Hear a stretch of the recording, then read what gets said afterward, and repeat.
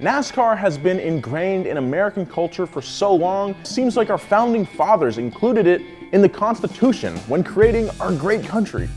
But as wholesome as NASCAR seems, it has a very checkered past. Nowadays, we see drivers like Jimmy Johnson, Ryan Blaney, and Kyle Busch as legendary, triumphant role models. But their predecessors, going back only a few generations, were outlaws, souping up their cars and stripping down anything that got in the way of more moonshine. You heard me right.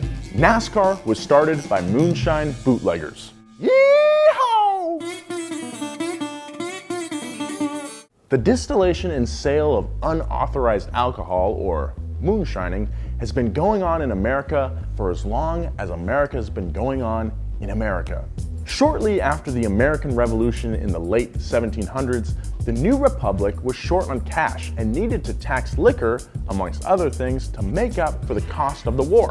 Here you are, an American colonist, having just fought a war over taxes, and your new government is raising taxes. All you wanted to do was celebrate with some libations. Needless to say, it didn't take long before people started making bootleg alcohol so they didn't have to pay egregious taxes. They did it at night under the moonlight, so the authorities couldn't see them, hence the name moonshine. Farmers that emigrated to the US from countries like Scotland and Ireland started moving west to modern-day states like Pennsylvania, Tennessee, and Kentucky to scoop up cheap land.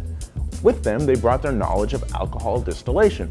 Farmers would make whiskey out of surplus crops of rye, barley, corn, and wheat.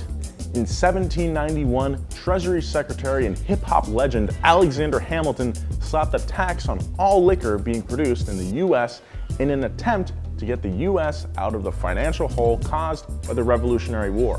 Whiskey distillers were seeing red, and it wasn't just because they were drunk on whiskey.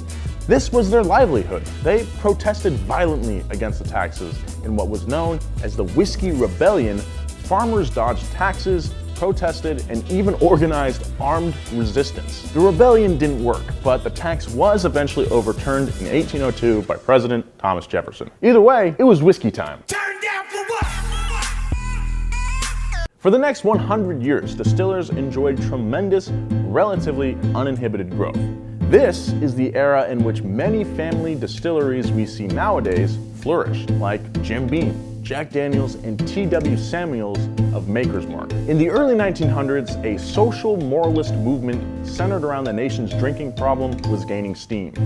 Dry Crusaders, as they were called at the time, rallied to end the trade of alcoholic beverages in the US. They saw alcohol as a societal cancer and the root cause of the country's biggest problems, including domestic abuse, political corruption, and of course, alcoholism. Slowly but surely, breweries closed.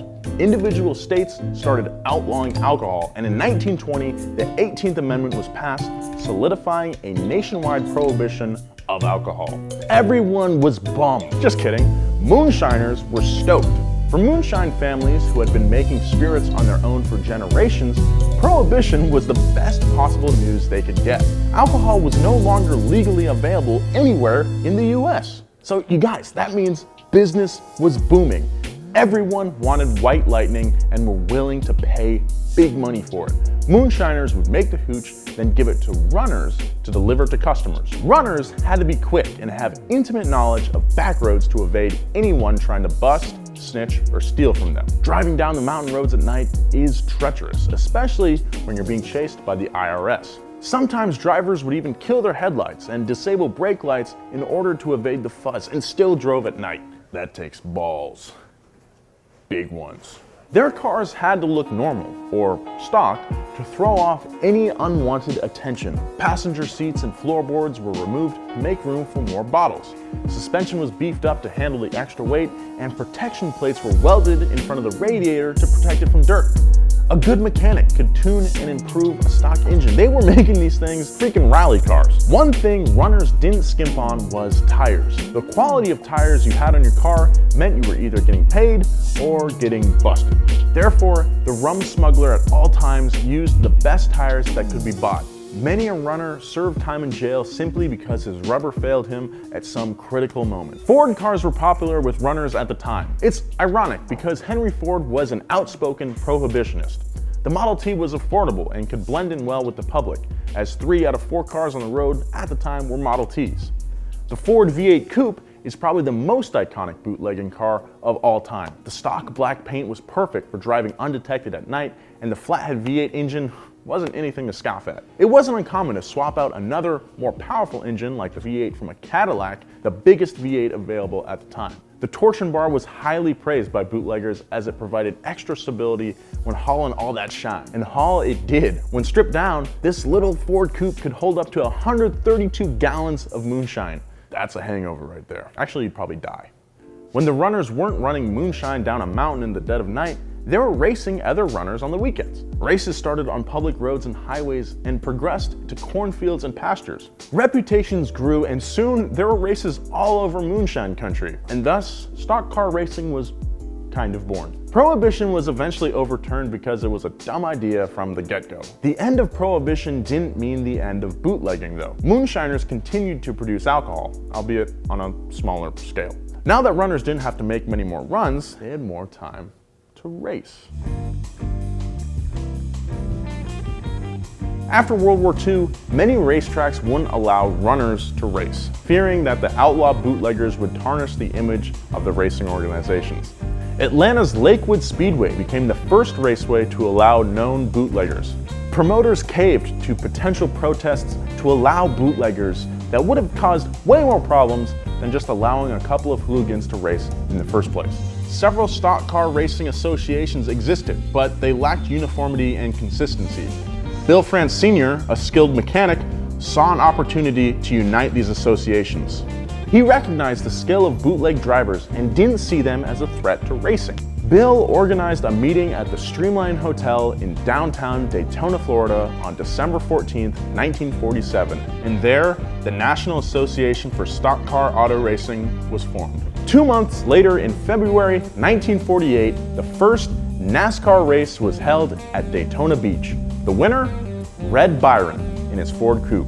America's love for NASCAR runs much deeper than just racing. NASCAR encapsulates an attitude that describes what America loves the most: rebellious, fast, and illicit fun. It's NASCAR week on Donut. The last race of 2018 is this Sunday at Homestead, Miami. You don't want to miss it. It all comes down to this. Hey guys, thanks for watching the episode. Walking to the office now. Oh, there's Tony Angelo's car right there. I want to talk to you guys about this week's sponsor, Squarespace. Oh, there's James's car right there.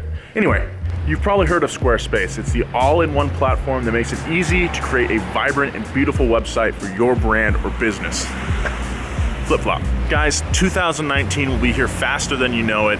And if you're thinking about starting a business, there's no better platform than starting something for your brand than with Squarespace.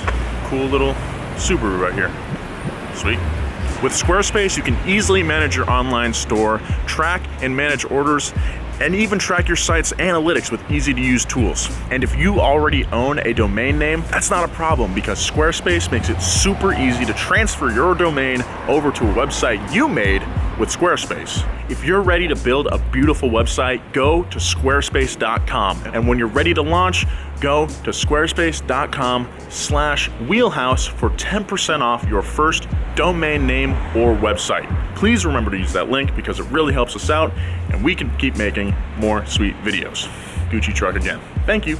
Thanks for watching WheelHouse. Make sure you hit that yellow subscribe button right there so you don't miss other future episodes. If you like NASCAR, check out this episode of Up to Speed right here about my favorite NASCAR, and check out last week's episode of WheelHouse right here. Check out our subreddit on Reddit. That's r/donutmedia. I'm there hanging out. Be nice. See you next time.